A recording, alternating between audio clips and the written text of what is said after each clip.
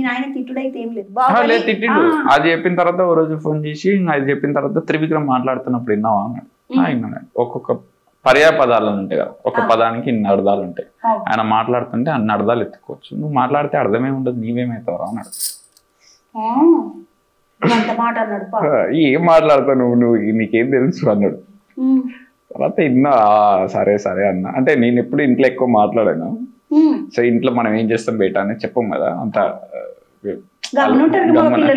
గమ్ము. అంటే చిన్నప్పుడు బాగానే ఉంటుండే, మెల్లమెల్ల ఎందుకు గమ్ముగా అయిపోయినా నేను. అట్లా గమ్ముగా అయిపోయినా చూసి ఇక నేను ఎక్కువ ఏం చెప్పకపోతుండే. తర్వాత ఇక మెల్లగా సరే లేదా నీ ఇష్టం, నీకు ఏదో నమ్మకుతున్నావు అని చెప్పి సపోర్ట్ చేసి. ఫస్ట్ లాంటి తిట్టినట్టు కూడా కాదు కానీ జాగ్రత్తలు చెప్తుండే, ఎందుకు చూసుకో జాగ్రత్త అది కథం. ఇప్పుడు నీకు పెళ్ళయిందా? కాలే. ఇప్పుడు మరి ఈ పొద్దు రేపు ఏమడదా అంటే పెళ్లి పిల్ల కానీ చూడాలనంటే, ఓ సంబంధం చూడాలనంటే, ఇప్పుడు ఆదిత్యకు పెళ్లి కాలేదు సంబంధం చూడాలనంటే నేను ఒక ముచ్చట చెప్తా. ఈ పొద్దు రేపు ఆడపిల్లలు ఏమడుగుతున్నారు తెలుసా?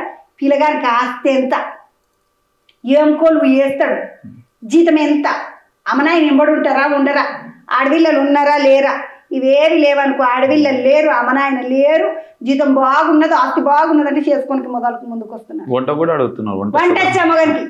ఎందుకంటే అప్పుడప్పుడు నేను చేయకపోతే మరి అది చేసి పెట్టాలి. 3 రోజులు ఆమె చేయాలి, 3 రోజులు మనం చేయాలి. అంటే ఎంతటికి ఆడపిల్లలు మేమందరం తింటాము. మేము స్కూల్కు పోకపోతుంటివి. 3 కాగానే పేన్లు, 4 కాగానే పేన్లు అయిపోయాయి. ఇప్పుడు ఆడపిల్లలు మరి మగ పిల్లలతో సమానం చదువుతున్నారు, మగ పిల్లలతో సమానం బండ్లు నడుపుతున్నారు, కార్లు నడుపుతున్నారు, ఏమంటారు గాలి మోటార్లు ఇట్లా నడుపుతున్నారు. ఇప్పుడు మరి వాళ్ళకి ఏమంటారు, మేము చేస్తున్నాం మీరు చేస్తున్నాం, నీదేం పొడుగు నాదేం పొట్టు కాదు, నీదెంతనో నాదంత అన్నట్టుగా అయిపోయింది. ఇప్పుడు మరి రేపటి దినం పిల్ల వస్తుంది, గిట్లనే అడుగుతుంది, నీ కొలివి ఎంత, నీ జీతం ఎంత, నువ్వు ఏం చేస్తావు, నీకు ఎంత వస్తున్నదా అంటే. మరి ఇప్పుడు మన ఆయన హెడ్ మాస్టర్ అని చెప్పన్నా మనకేమన్నా ఉన్నది, ఏం పర్వాలేదు పిల్ల అని చెప్తావా? అట్లా నన్ను అట్లా అడగకపోతే చేసుకోను నేను. నాకు అట్లా అడిగేటోళ్ళే కావాలి.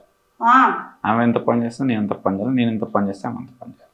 నువ్వు ఎంత సంపాదిస్తావు నేను ఎంత సంపాదించాలి అంటే అట్లేం లేదు. నేను ఇంట్లో కూర్చున్నా కూడా ఆమె తాకుతుంది అంటే నేను మంచి ఇంట్లో కూర్చుని తింటాను. ఎందుకంటే కథలు రాసుకోవచ్చు, పని చేసుకోవచ్చు. ఇండస్ట్రీలో అటు ఇటు పోయినాం అనుకో, ఫ్లాప్ లో పడ్డాయి అనుకో, చూసుకొని కోరు ఉండాలి కదా మనం. అమ్మని అమ్మకి ఇంతకిట్లా ఉంటుంది ఆలోచన. ఉంటుంది, నాకైతే ఉంటుంది. కొలువు చేసి దాన్ని వేసుకుని పోయితే అదే కొలువు చేసేవాళ్ళు. ఎందుకంటే చెప్తా తర్వాత మళ్ళీ నా వేరే ఫ్లాప్ లో పడ్డా అనుకో, పైసలు ఉండవని. మనకి పైసలు వచ్చినప్పుడు తిను, పైసలు రానప్పుడు పెట్టు. అది తినే వాళ్ళని వేసుకోవాలంటే కొలువు ఉన్నోళ్ళే చూసుకోండి అమ్మ. చెప్పేసేయండి ముందే. కొలుగున్నోళ్ళని అయితే వేసుకుంటాడు పిల్లగాడు. ఉత్తుతోళ్ళు ఇంట్లో ఉంటాం మేము నువ్వు సంపాదించుకరా, మేమే తింటాం, మేమే ఇంట్లో ఉంటాం, మంచిగా కొత్త కొత్త చీరలు కట్టుకుంటాం, దినాము షాపింగ్ పోతాం అంటే నడవదిడా.